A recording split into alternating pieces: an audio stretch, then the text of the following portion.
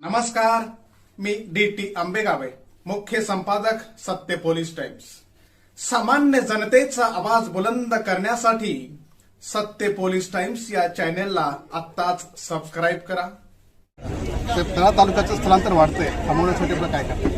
एक नवीन प्रदूषण विरहित कारखाना आणण्याचं मी आणि आदितीने प्रयत्न केले, तो येईल आपापच ते रोखलं जाईल। कुणबी भाऊचं उद्घाटन झालं, काय सांगाल? मला बरेचसे मला समाधान आहे। 100 वर्षापूर्वी बहुजन समाजातल्या वैज्ञानिक नेतृत्वाने उद्याच्या भवितव्याचा विचार करत एक सामाजिक संघटन मुंबईसारख्या शहरामध्ये उभं केलं। त्याचे व्याप्ती संबंध कोकणातल्या 5 जिल्ह्यामध्ये आहे। काही खासदार निधी, काही आमदार निधी उपलब्ध करत, CSRचा निधी उपलब्ध करत पहिला टप्पा त्या ठिकाणी झाला। दुसऱ्या टप्प्याचं काम सुद्धा मंजूर झालं, तेही लवकरात लवकर त्या ठिकाणी पूर्ण होईल। ही वास्तू केवळ उभा राहण्यासाठी केलेली नाही, ती वास्तू रोज चालती बोलती राहिली पाहिजे।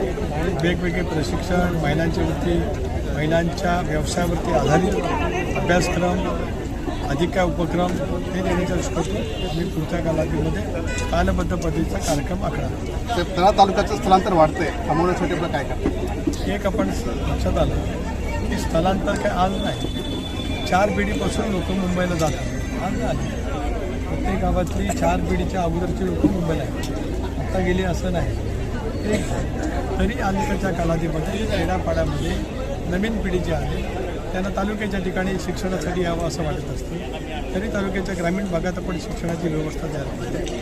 आत्ता रोजगाराच्या निर्मितीच्या दृष्टिकोनातूनच दिल्ली मुंबई इंडस्ट्रियल कॉरिडॉर आणण्याचं मी ठरवलं, त्याने विरोध झाला। तो राजकीय विरोध होता, ते जर का त्यावेळेला विरोध झाला नसता तर आज कारखाना सुरू झाला असता। आता एक नवीन प्रदूषण विरहित कारखाना आणण्याचं मी आणि आदितीने प्रयत्न केले, तो येईल आपापच ते रोखलं जाईल। पर्यटनावरती आधारित रोजगार वाढवण्याच्या दृष्टीकोनातून आपण प्रयत्नशील आहोत। आजही आपण पाहतो आहोत, आत्ता दिव्यागरमध्ये किमान 10,000 पर्यटक आले, शिवधन शहरामध्ये 8,000 पर्यटक आले। त्या सर्वांना राहायला जागा नाही म्हणून म्हसायला आले, तो पण एक रोजगारीचा व्यवसाय आहे। रोजगार म्हणजे एखाद्या कंपनीमध्ये कामाला जाणं म्हणजे रोजगार नाही, स्वतःच्या पायावरती उभा राहत महिन्याकाठी 25-30 हजार मिळवणं हा सुद्धा रोजगाराचा एक भाग राहू शकतो। त्या दृष्टिकोनातून आम्ही मोठमोठे प्रकल्प आणतो आणि पर्यटनाच्या दृष्टिकोनातून अधिक व्यापक पद्धतीने काम करतो।